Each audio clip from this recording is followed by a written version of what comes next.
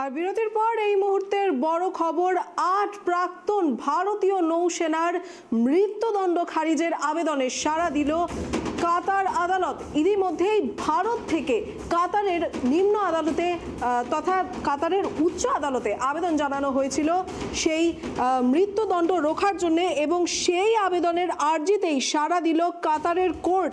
আর শীঘ্রই এর শুনানি হবে।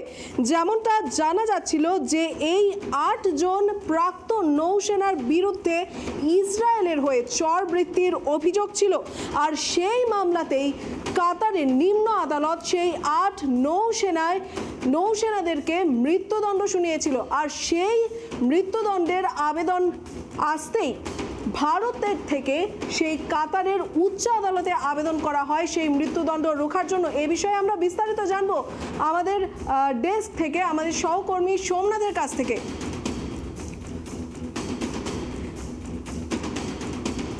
ক্ষমাপ্রার্থী, আমাদের সহকর্মী সত্যজিতের কাছ থেকে এ বিষয়ে আমরা বিস্তারিত জানবো। সত্যজিৎ, এই বিষয়ে আর কি তথ্য রয়েছে?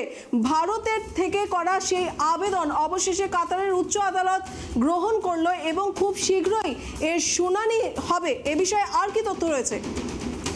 দেখো দিশা, 2022 সালের আগস্ট মাসে ইসরায়েলের হয়ে চরবৃত্তির অভিযোগে ৮ জন নৌসেনা আধিকারিককে গ্রেপ্তার করে কাতার পুলিশ।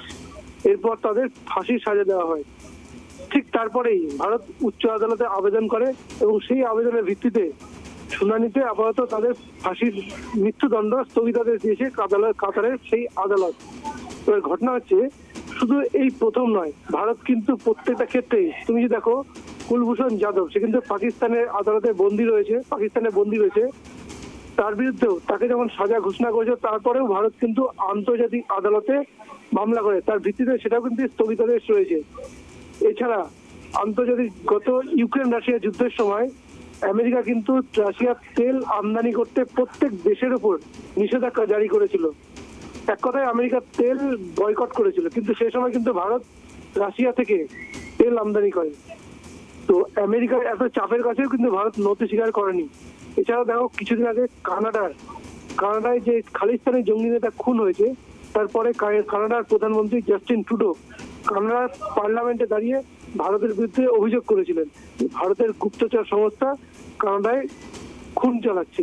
কিন্তু তারপরেও ভারত কিন্তু তার প্রতিবাদ করেছে এবং কানাডা যেমন ভারতের রয়ের আধিকারিককে ফেরত পাঠিয়েছিল, ঠিক ভারতও কানাডার যে হাই কমিশনের অফিস থেকে 51 জনকে ফেরত পাঠিয়েছিল। এরপর এমনকি কানাডাতে ভিসাটাও বাতিল করেছিল ভারত সরকার। তো তারপরে এই যে কাতারের আদালত এই মামলায় ভারত কিন্তু পাল্টা মামলা করেই আপাতত স্থগিতাদেশ নিয়েছে। দেখা যাক আগামী দিনে কি হয়।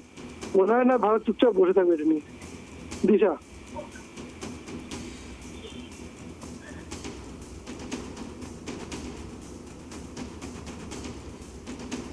ধন্যবাদ সোমনাথ। এদিকে যেমনটা আপনাদেরকে আরেকবার জানিয়ে রাখি যে ৮ জন ভারতের প্রাক্তন নৌসেনা কর্তারা কাতারে বন্দী ছিলেন। তারা হলেন captain Navjot Singh Gill, captain Ravindra Kumar Verma, captain Saurabh Vashisht, commander Amit Nagpal, commander Purnendu Tiwari, commander Sugunakar Pakala এবং কমান্ডার সঞ্জীব গুপ্তার পাশাপাশি নাবিক রাজেশ। এই ৮ জন প্রাক্তন নৌসেনা কর্তারা কাতারে মৃত্যুদণ্ডপ্রাপ্ত হয়েছিলেন এবং তাদের বিরুদ্ধে অভিযোগ ছিল তারা ইসরায়েলের হয়ে চরবৃত্তির মামলায় জড়িত ছিলেন। এবং যেমনটা আমার সহকর্মী ইতিমধ্যেই জানালেন, 2022 সালের আগস্ট মাসে এই ৮ জনকে গ্রেফতার করা হয়েছিল এবং তারপরে কিন্তু বিদেশ মন্ত্রকের তরফ থেকে জানানো হয়েছে যে কাতারের আদালত যে রায় দিয়েছে তা নিয়ে ভারতের আইন দলের সঙ্গে আলোচনা করা হয়েছে। আর সব আইনগত দিক বিবেচনা করেই মন্ত্রকের তরফে সাজার রায় পুনর্বিবেচনা করার আর্জি জানিয়ে প্রস্তাব পাঠানো হয়েছিল ভারতের পক্ষ থেকে। এবং কাতারের পাশাপাশি সাজাপ্রাপ্তদের পরিবারের সঙ্গেও কিন্তু যোগাযোগ বজায় রেখেছিল নয়াদিল্লি। তাদের প্রত্যেক পরিবারের প্রত্যেক সদস্যকে প্রত্যেকটি তথ্য কিন্তু নয়াদিল্লির তরফ থেকে প্রদান করা হয়েছিল। আর এদিকে তাদের মৃত্যুদণ্ডের বিরুদ্ধে কাতারের উচ্চ আদালতকে আবেদন জানানোর নিয়ম রয়েছে বলেই কিন্তু সূত্রের খবর। আর সেই নিয়ম অনুযায়ী ভারত সম্প্রতি কাতারের উচ্চ আদালতে তাদের মৃত্যুদণ্ডের সেই রায় খারিজের জন্য আবেদন জানিয়েছে।